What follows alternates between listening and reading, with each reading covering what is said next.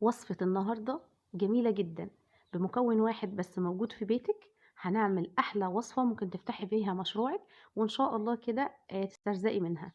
من قبل ما نحطها على النار، نحط نُص كوباية من السكر، سكر الحبيبات العادي بتاعنا، وكوباية من الزيت،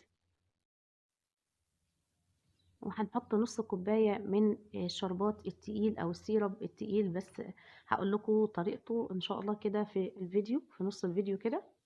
هننزل بيه كده على الوصفة بتاعتنا.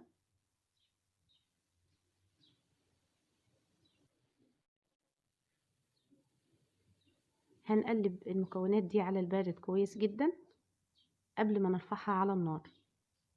عايزين الخليط اللي قدامنا ده كده يمتزج كده مع بعض، وندوب شوية كده من السكر. هتقولي لي صعب ان ندوب السكر مع الزيت، ان شاء الله كده هيدوب وهتشوفي معانا خطوة بخطوة. هنا شغلنا عليه النار وهنقلب برضو لحد ما يعني يبتدي كده يوصل لدرجة ان هو هيغلي كده في الاجناب والاطراف، ونشوف هنحط ايه.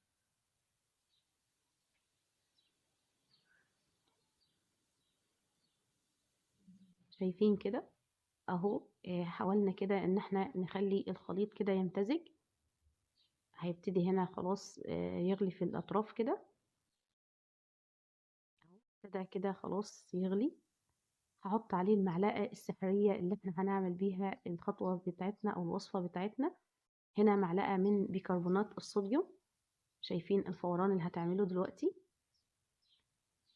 هنقلب كده مع بعض اهو. طبعا هنقلب، هي هتعمل فوران كده. هنقلبها كده وبعد كده على طول نطفي النار. شايفين؟ ده اللي بقول لكم عليه. هنقلب، شايفين اهو عملت فوم كده حلو. هنقلب كويس لحد برضو ما يمتزج الخليط بتاعنا. خلاص كده انا طفيت النار زي ما قلت لكم، وهسيب الوصفة بتاعتي تهدى شوية قبل ما احطها في بولة تانية. بنقلب اهو عشان ادوب السكر.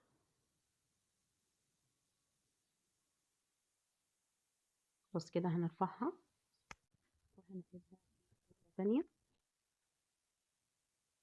اهو. هنزلها كده وفي شوية سكر كده اكيد برضو هدوبهم. هنزلهم كده بالسباتيولا واهو بقلب فيها علشان يمتزج الخليط كده مع بعضه. هسيبها تدفى دفيان خفيف، يعني صباعي يستحملها، بحيث ان انا لو حطيت عليها البيض ما يستويش معايا، وما يبقاش كده في سوا، يبقى كده زي يعني اكتر شوية من دمعة العين. هننزل كده بيضة بيضة. هنزل البيضة الاولانية خلاص بعد ما دوبت السكر كويس وتقل معايا القوام اهو. هنزل ببيضة بيضة كده عليه، واقلب برضو كويس، وادوب لو في حبيبات سكر هتدوب معانا مع البيض. هقلب كويس. البيضة الاولانية خلاص اختفت كده.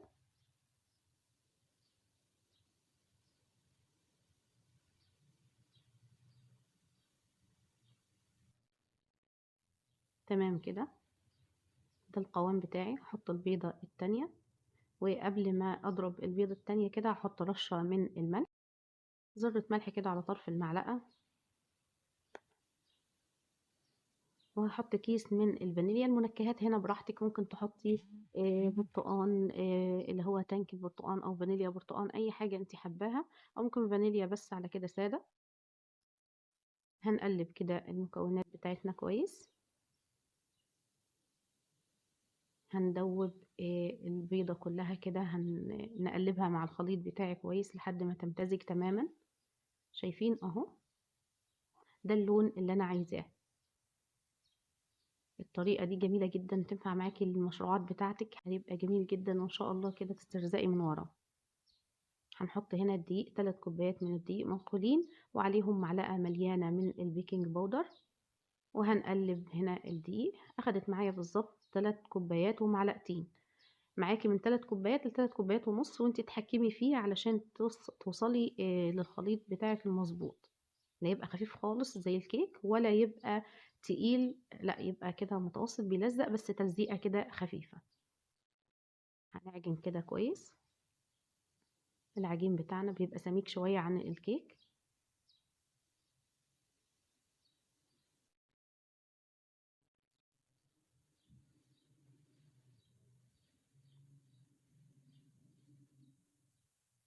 خد معايا بالظبط 3 كوبايات ومعلقتين من الدقيق. شايفين الخليط كده؟ لا هو تعرفيها كيك ولا هي مثلا باستا فلورا او حاجه كده، قوامها وسط بين الاتنين. هنجيب هنا القالب بتاعنا، المقاس المتوسط في النص بتاع الصينيه بتاعتنا، الصواني بتاعتنا مستطيله، وهندهنها دهنه من الزيت، وهننزل بالخليط بتاعنا طبعا دهنه خفيفه علشان هو اساسا مش محتاج يعني. هننزل بالخليط بتاعنا كده ونفرده، هيلزق تلزيقه خفيفه كده، فانا هدهن ايدي بالزيت وكده وابططه كده لحد ما افرده كويس، واخلي كله سمك واحد، ما اخليش حته عاليه وحته نازله يعني. هخلي السمك كل واحد كده بايديا او بالسباتيولا او اي حاجه كده اساوي بيها. تمام كده. هيكون اصلا مشغله النار ومسخناها على درجه حراره 180 ل 190، واحطها عليه، واول ما يصفر في الجناب كده زي ما احنا شايفين او الاطراف، وافتح عليه الشوايه من فوق ياخد لون. هنا تمام، هقلبه هو ولسه سخن علشان يبقى سهل ان هو يتقلب معانا وما يلزقش في الصينيه. هقلبه على صينيه اكبر، كانت سخنه شويه. اهو قلبتها هنا، شايفين بالبخار بتاعها، والله لسه طالعه من الفرن دلوقتي اهو. طبعا التزيين لا هنزينها بشوكولاته ولا اي حاجه، هتشوف طريقه جميله جدا. هنقطع هنا الاطراف بتاعتها، طريه جدا وجميله جدا. ما نرميش الاطراف دي، طبعا هنستخدمها، هقول لكم هنستخدمها في ايه دلوقتي. هاخد الاربع اطراف هي وسخنه كده،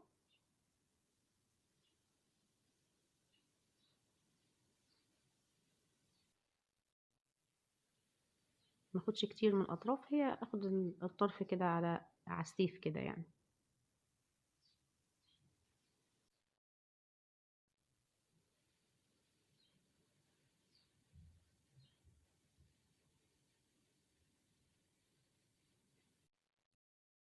تمام كده.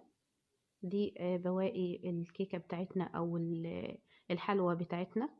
هنحطها كده في الكبه البواقي دي ونديها فرمه كده، ونسيبها على جنب، هنحتاجها في التزيين ان شاء الله. هنا كان عندي مربى، اي نوع مربى عندك، انا عندي مربى فراولة حطيتها، ممكن تحطي مربى مشمش، ممكن مربى اي حاجة، تين. هتزينيها كده من فوق كده بالفرشة.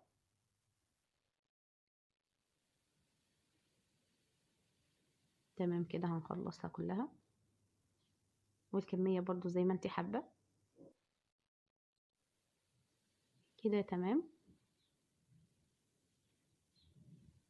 هنا بقى هنجيب الاطراف بتاعتنا اللي احنا استخدمناها وحطيناها في الكبة اهي، هنرش عليها كده من فوق. ما استخدمناش اي نوع مكسرات ولا حاجة، دي الاطراف اللي انا فرمتها من شوية او طحنتها في الكبة. شايفين طرية ازاي؟ انا بوريكم ان هي طرية، قاعدة طرية برضو. التقطيع هنا او التزيين كده براحتك يعني، بس انا حبيت اعملها بدون اي حاجة مكلفة يعني، ما تبقاش مكلفة عليا. هقطعها كده قطع متساوية بالطول، وبعد كده هعملها سمبوكسات كده. هقطع طرف كده الاول، واخد التاني على جنب اهو، والاطراف الزايدة دي برضه هحطها في اطباق تانية للتقديم اهو. شايفين كده جمالها؟ جميلة جدا وهشة وطرية من جوه، وجميلة جدا ومقرمشة في نفس الوقت. مش بقى كيكة ولا بستفلورة ولا ايه بالظبط، بس طعمها جميل جدا. تنفع في الشاي وسهلة معاكي وبسيطة، وفي ثواني هتحضريها ان شاء الله. طعمها جميل جدا ومميز وجديدة، وان شاء الله كده وصفتي تعجبكم النهاردة. مش مكلفة خالص، هي دوب شوية الزيت والسكر بس معانا، والمكون الموجود في كل بيت وهو البيكربونات اهو. طرية وفي نفس الوقت مقرمشة، يعني تديكي طراوة على قرمشة كده، ميكس خطير جدا. ان شاء الله كده الوصفة تعجبكم، وان شاء الله لو وصلت لهنا لايك وشير وسبسكرايب، وفعل الجرس عشان يوصلك كل جديد في قناتي، وتنوروني ان شاء الله. ده بقى التقديم بتاعها، شايفين شكلها شيك ازاي وجميل جدا، وطعمها جميل جدا جدا جدا. ما اقولكوش جربوها وان شاء الله كده هتعجبكم باذن الله. طريقة التقديم زي ما قلت لك، زي ما انت حابة تقطعيها، بس انا حبيت اعملها سامبوكسات كده، هتبقى شكلها حلو وبتدي منظر جميل جدا. طبعا زي ما احنا عارفين العين اصلا بتاكل قبل البق وكده يعني. تمام كده، دي وصفتنا النهارده. ما تنسونيش لايك وشير وسبسكرايب، ويا ريت تفعلوا الجرس عشان يوصلكوا كل جديد.